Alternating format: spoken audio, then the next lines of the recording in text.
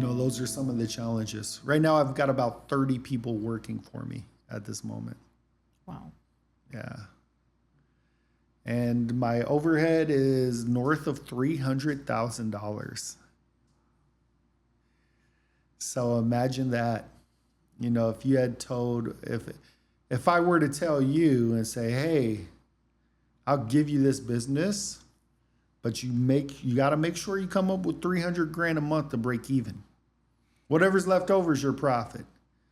But you got to save a lot of that profit because some months are going to be slow and you got to give some of it back. And also, like the first couple years of starting up most businesses, and I think this is where most people go wrong when they start up a business, right? Is they're used to being an employee at a business.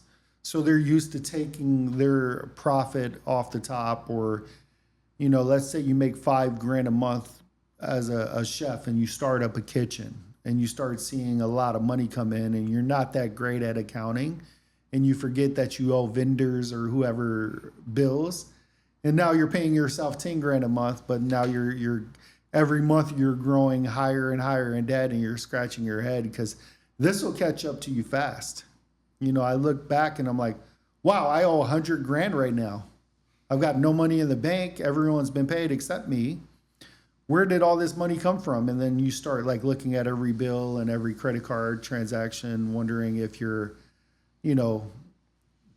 being stolen from or people are using fake numbers. And you look back, you're like, oh no, that's all legit. It's just, it's been silently adding up. And you're like, man, this now I'm in debt $100,000. And, I'm sure this is what a lot of new businesses go through when someone starts a business, especially when they're an employee. They're like, well, I still need $5,000 to live off of, so I'm going to pay myself 5. And there's excess money in the business account, so I'm going to pay myself 10 or whatever it is. And a lot of people start a business because they think that business owners are rich and they get to pay themselves more. And, that's where they either steal from their employees or they stress themselves out because they don't hire enough help and they want to do 2 or 3 jobs, whatever the case is. And then the business slowly goes upside down and it becomes a lot of debt. So for me, I like I said, I'm very, very frugal, very stingy with paying myself. I mean, I have a great lifestyle, but the first couple years I didn't pay myself anything. And I was very, very careful. I was like, I could hire someone to make $20,000 a month or $10,000 a month here to do what I'm doing. And I did the role of like 3 or 4 people, and I just kept on. Even then it wasn't enough. I still needed to raise money, and I still needed to come up with cash in very creative ways. So I did that, and that's what got me to the point I am now. It's obviously not.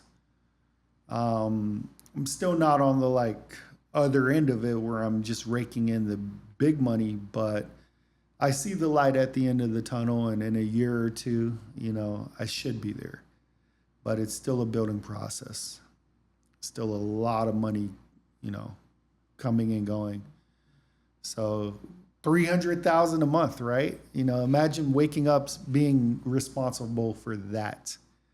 And then add to that, let's say you have a slow week across the board on all your companies and businesses. And you're like, man, that's $100,000 worth of business that didn't happen. Yeah.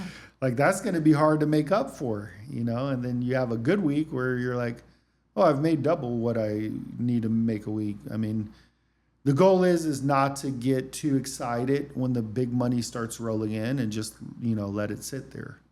Yeah, it sounds like you're really in the thick of things. I mean, most businesses, it takes 2 to 3 years for them to become successful, and a lot of them fail before their 5th year. So, right now you're what, 2 years into your brick and mortar? Yeah, going on 3 right now, 3 years in. And I mean, yeah, that business was kind of stabilized, but then I started expanding, which set me back, you know, spread my resources thin, and now it's kind of going backwards a little bit.